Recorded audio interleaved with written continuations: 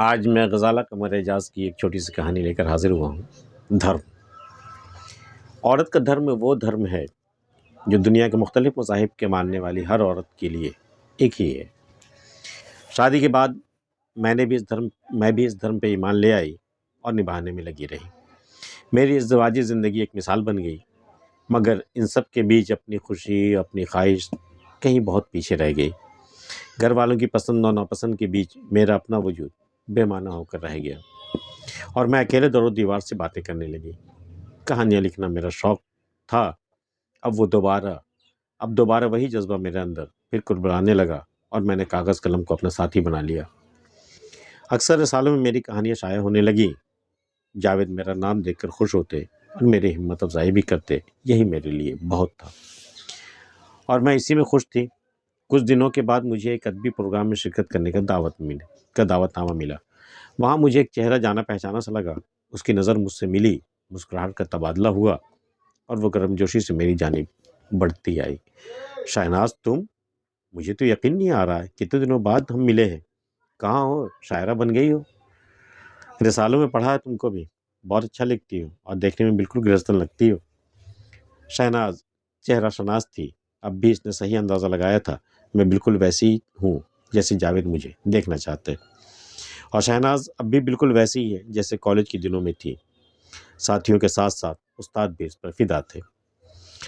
Programme ختم ہونے کے بعد میں نے باتوں کے دوران اسے اپنے گھر چلنے کو کہا اور وہ فوراً تیار ہو گئی۔ مجھے بڑی حیرت ہوئی۔ مگر تمہارے گھر والے؟ میں نے پوچھا۔ ارے نہیں، اس معاملے میں آزاد ہوں، آسمان موڑتے پرندوں کی طرح۔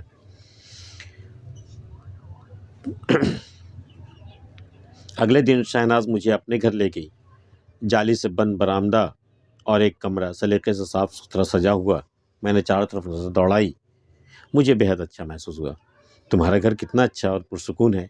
ہاں، میں نے اپنی دنیا خود بنائی ہے، مگر محسوس کرو کتنی ادھوری ہے۔ اس سکون کے پیچھے کتنا اضطراب اور کتنی بے چینی ہے۔ اور لوگ؟ خالد بھائی؟ خالد سے شادی کے کچھ دنوں بعد ہی مجھے محسوس ہونے لگا کہ میں ایک پنجرے میں قید ہوں، جہاں میں پھڑپھڑا تو سکتی ہوں مگر اڑ نہیں سکتی۔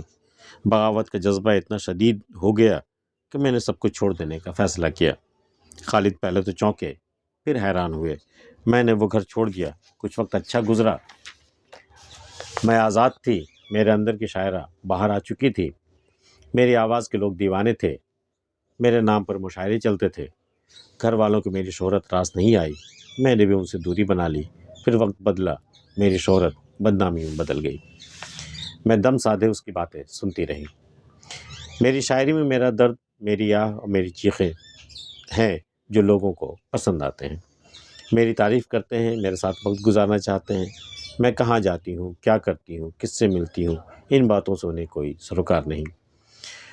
2 دن اکیلے گھر میں رہ کر دیکھو، ہوا کی سرسراہٹ بھی انسان کو سونے نہیں دیتی۔ کبھی کبھی تو خود اپنی سانسیں اور دل کی دھڑکن بھی ہتھوڑے کی طرح لگتے ہیں۔ شہناز تنہائیوں سے باتیں کرتے کرتے انسان پاگل سا ہو جاتا ہے اور پھر سکون کی تلاش میں وہ باہر کے شور میں گم ہو جاتا ہے۔ طرح طرح کے لوگ، طرح طرح کی ذہنیت، جہاں ان کے لیے آپ صرف ایک چیز ہوتے ہیں، تفریح کی چیز، دل بہلانے کے لیے، اور دل بہلانے والی چیز کا خوبصورت اور دلکش ہونا بہت ضروری ہے۔ اس لیے میں سجتی ہوں، سنورتی ہوں، اونچے اونچے قہقہے لگاتی ہوں۔ لوگوں کو میری ادا بے چین کر دیتی ہے۔ لوگ مجھے چھوتے ہیں مگر مجھے محسوس کرنے والا کوئی نہیں ہے۔ میرے جذبات کی فکر کسی کو نہیں۔ شاعری میں عورت کا جسم عشق کی بنیاد ہوتا ہے۔ محبت عورت سے نہیں، اس کے جسم سے ہوتی ہے، جسے خوبصورت اور پرکشش ہونا ضروری ہے تاکہ عشق کے متوالے اپنی ہوس پوری کر سکے۔ وہ ہچکیاں لیتے ہوئے زار و قطار رو رہی تھی۔ اندر سے کوئی اتنا ٹوٹا ہوا، بکھرا ہوا کیسے جی سکتا ہے؟ میں اسے تسلی دوں تو کیا کہوں؟ میں ایک دن تمہارے گھر پہ رہی، شہناز نے اپنی بات جاری رکھی۔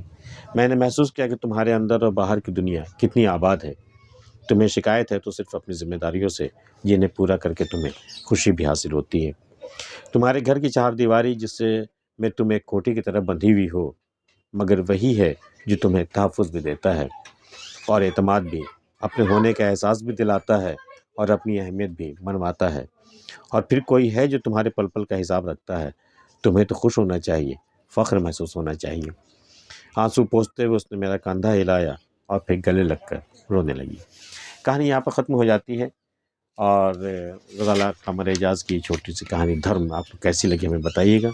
मिलते हैं फिर किसी अगली वीडियो में। अगर आपने हमारा चैनल सब्सक्राइब नहीं किया तो कर लीजिएगा। तब तक के लिए अल्लाह हाफ़िज़।